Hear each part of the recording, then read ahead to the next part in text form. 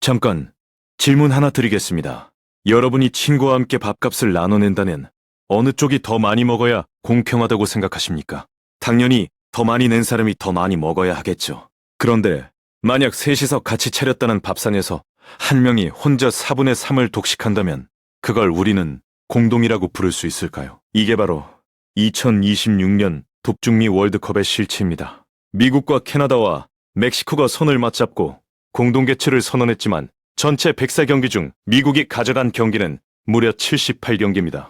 캐나다는 13경기, 멕시코도 13경기입니다. 숫자로만 보면 공동이 아니라 미국 단독 개최 두 나라가 들러리를 선 것입니다. 그런데 더 기가 막힌 건 따로 있습니다. 캐나다 밴쿠버는 이 13경기를 치르기 위해 최대 5,250억 원이 넘는 세금을 쏟아부어야 하는데 그 수익은 고스란히 국제축구연맹에 넘어갑니다. 돈은 내고 이익은 못 챙기는 구조입니다. 밴쿠버 시민들은 지금 길거리에서 이게 말이 되냐고 분통을 터뜨리고 있습니다. 바로 그 순간 트럼프 대통령이 기름을 부었습니다. 그는 2025년에 공동 개최국 멕시코의 경기장을 향해 위험하면 내가 직접 경기를 옮기겠다고 협박했습니다. 세계가 경악했습니다. 공동 개최국 대통령이 또 다른 공동 개최국의 경기 자리를 없애겠다고 협박하는 장면은 월드컵 역사에 전례가 없는 일이었습니다. 그리고 2026년 3월 마침내 터질 것이 터졌습니다.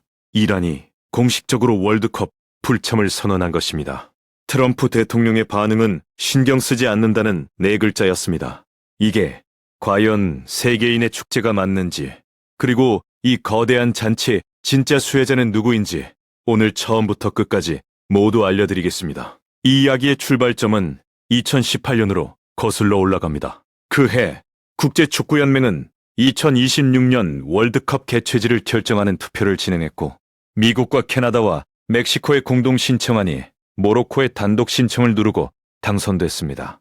표면적으로는 세 나라의 연대였지만 협상 테이블의 실제 무게는 처음부터 미국 쪽으로 기울어져 있었습니다. 미국은 세계 최대의 방송 광고 시장입니다. 미국에서 경기가 한 경기 더 열릴수록 국제축구연맹은 더 많은 중계권료를 벌 수 있습니다. 국제축구연맹이 미국의 78경기를 몰아준 것은 인심이 아니라 계산이었습니다. 이것이 이번 공동개최 구조의 첫 번째 민낯입니다. 전 국제축구연맹 회장 제프 베느라터는 2026년 2월에 다시 한번 이 문제를 공개적으로 비판했습니다. 미국의 경기 수가 과도하게 배정됐으며 48개 나라로 참가국을 늘린 것도 잘못된 결정이라고 직격탄을 날렸습니다. 자신이 21년이나 이끌었던 국제축구연맹의 현재 방향에 전직 수장이 직접 반기를 든 것입니다. 그 베나타는 한 발 더 나아가 축구 팬들에게 미국에 가지 말라고 권고하기까지 했습니다. 이것은 단순한 발언이 아닙니다. 국제축구연맹 역사상 전직 회장이 현재 진행 중인 월드컵을 공개 반대하는 것은 초유의 사태였습니다.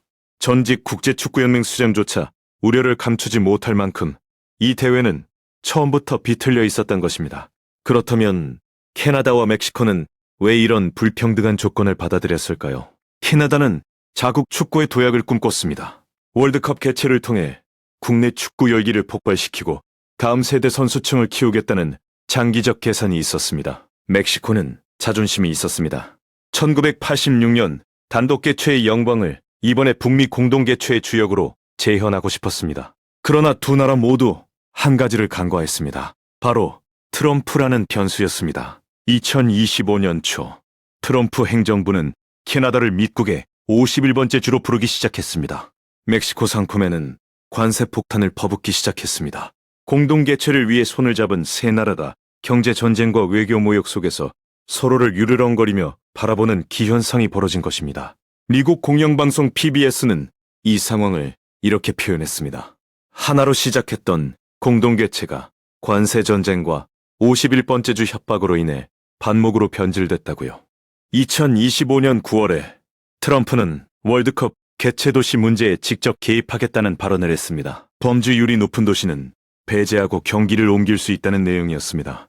국제축구연맹은 즉각 개최 도시 결정권은 정부가 아닌 국제축구연맹에 있다고 반박했지만 이 발언이 멕시코에 남긴 굴욕감은 지워지지 않았습니다. 공동주최국인데 경기를 빼앗길 수 있다는 공포, 그것은 공동이 아니었습니다. 그리고 팬들의 공포는 더 직접적이었습니다.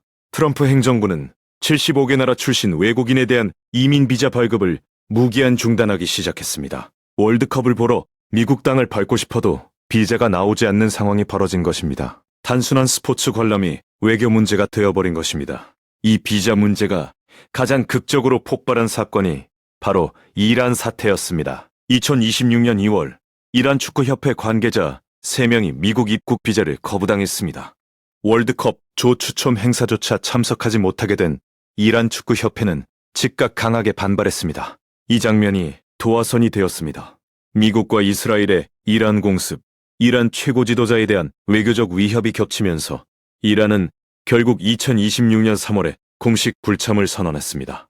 이란 체육청소년부 장관의 말은 간결하고 분명했습니다. 미국이 우리 지도자를 암살한 상황에서 참가는 불가능합니다. 트럼프의 답은 더 간결했습니다. 신경 안 씁니다. 이 충격적인 장면들을 하나로 꿰는 하나의 공통점이 있습니다.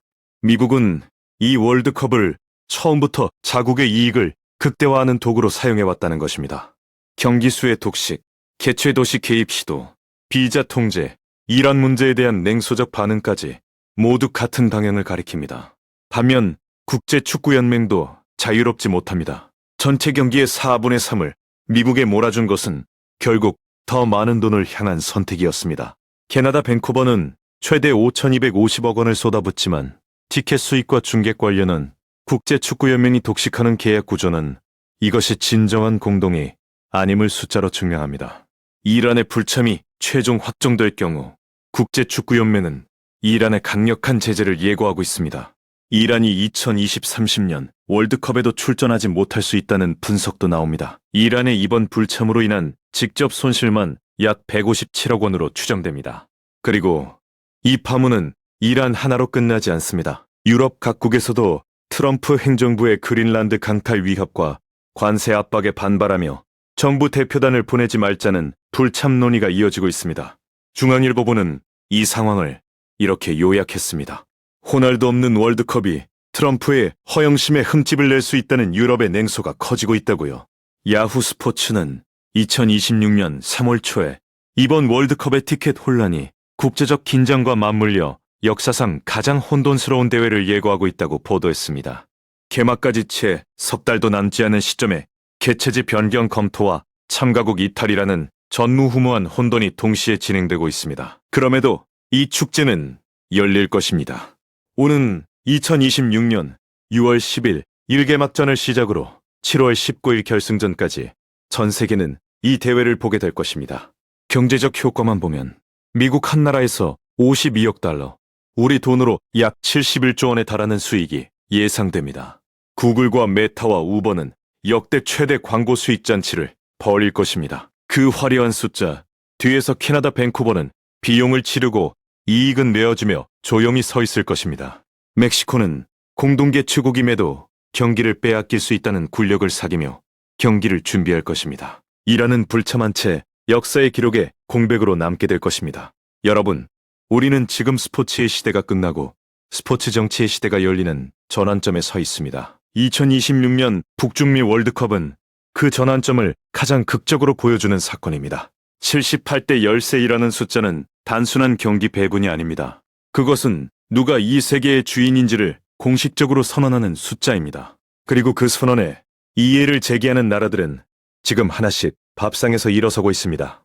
세계인의 축제라는 이름으로 포장된 이 대회가 진정한 공동의 잔치가 되려면 무엇이 바뀌어야 할까요? 그 답은 경기장 바깥에 있습니다. 국제축구연맹의 수익 구조가 바뀌어야 하고 개최국의 권력 균형이 바뀌어야 하고 스포츠를 외교 무기로 휘두르는 방식이 바뀌어야 합니다.